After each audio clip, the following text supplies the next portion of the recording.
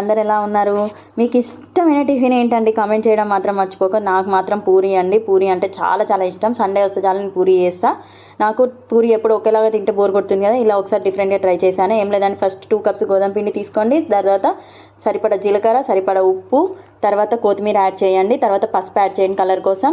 ఇక్కడ చూపిస్తున్న విధంగా వాటర్ యాడ్ చేసుకొని చపాతీ పిండిలాగా కలిపేసి పక్కకు పెట్టుకోండి. దాని మీద కొంచెం ఆయిల్ అప్లై చేసేసి ఒక హాఫ్ అన్ అవర్ మూత పెట్టేసి పక్కకు పెట్టుకోండి. మీరు ఎర్లీ మార్నింగ్ చేస్తే లేవగానే కలిపేసి పక్కకు పెట్టుకోండి. మీరు అన్ని పనులు చేసేలోపు పిండి సాఫ్ట్గా అయిపోతుంది. కలిపేసి పక్కకు పెట్టుకోండి. చూడండి, హాఫ్ అన్ అవర్ తర్వాత ఎంత బాగుందో, సాఫ్ట్గా ఉంటుందండి పిండి. తర్వాత ఒకసారి కలిపేసి తర్వాత చిన్న చిన్న రౌండ్ బాల్స్గా చేసుకొని పూరీలాగా చేసేసుకొని నూనెలో వేసి కాల్చేయడమే. చూడండి ఎంత బాగుంటాయో ఈ పూరీలు.